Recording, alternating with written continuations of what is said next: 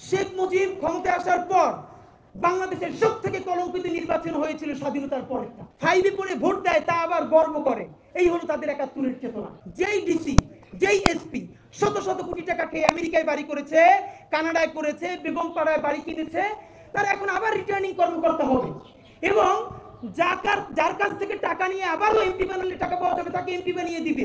এমন একটা নির্বাচন কি আমরা চাই? না। আমরা ইতিহাসের নিরিখে শেখ মুজিব ক্ষমতায় আসার পর বাংলাদেশের সবথেকে কলঙ্কিত নির্বাচন হয়েছিল স্বাধীনতার পরেরটা। এইটা নায়ক ফারুক পর্যন্ত বলেছে। হেসে হেসে তারা 5-6-এ পড়ে তার আনন্দ নিয়ে ভোট দেয়। কত বড় নির্লজ্জ জাতি!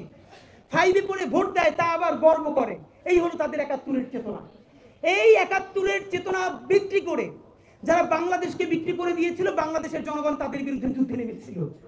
সেই যুদ্ধে নেমেছে একটা নির্বাচনের জন্য নয়, আমাদের গণতান্ত্রিক প্রক্রিয়ায় উত্তরণ করতে হবে, তবে সেটা বাংলাদেশের ইতিহাসের সবথেকে সুন্দরতম নির্বাচনের মাধ্যমে। আমরা আপনাদেরকে একটা কথা জানাতে চাই, এই বৈঠকে নির্বাচন নিয়ে একটা রোডম্যাপ হলো, খুবই দারুণ। তারেক রহমান সাহেবেরা বলেছিলেন ডিসেম্বরে, ইউনূস সাহেব বলেছিলেন এপ্রিলে, তারা উভয়ে ইগো ছেড়ে ফেব্রুয়ারির একটা ডেট নিলেন। আমরা যতদূর জানতে পেরেছি 12ই ফেব্রুয়ারি হয়তো জাতীয় নির্বাচন হবে।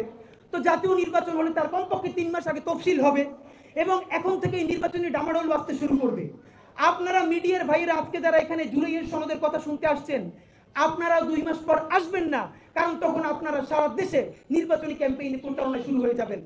তো আপনাদের মধ্যে যেই সাংবাদিক জুলাইকে কভার করতে গিয়ে বুলেট বিদ্ধ হয়েছেন, আপনার ক্যামেরা ভেঙে ফেলেছে, আপনি চাকরিচ্যুত হয়েছেন, আপনার সেই রাষ্ট্রের মালিকানা কোথায়? আপনার রাষ্ট্রের মালিকানা কোথায় যাবে? সুতরাং আমাদের একটাই কথা, এখানে যেভাবে নির্বাচনের রোডম্যাপ ঘোষিত হয়েছে আমরা খুবই খুশি, আমরা গণতান্ত্রিক পথে যাচ্ছি, কিন্তু তার সাথে সাথে আমাদের বিচারের রোডম্যাপ কোথায়? আমাদের মৌলিক সংস্কারের রোডম্যাপ কোথায়?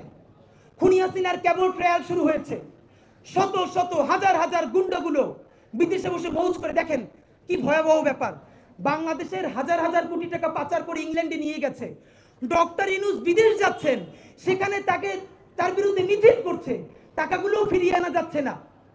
এই হলো এখন পর্যন্ত তাদের ইকোনমিক সোর্স। আপনি তাদের আর্থিক শক্তিতে ভাঙতে পারেন নাই, অর্থ উদ্ধার করতে পারেন নাই, এখন পর্যন্ত একটা গণহত্যাকারীর বিচার করতে পারেন নাই। তার আগে আপনি নির্বাচনের ট্রেন ছেড়ে দিবেন, তাহলে এই 1500 শহীদের রক্তের সাথে, তার বাবা মার সাথে আপনি কিভাবে মুখ দেখাবেন বলেন?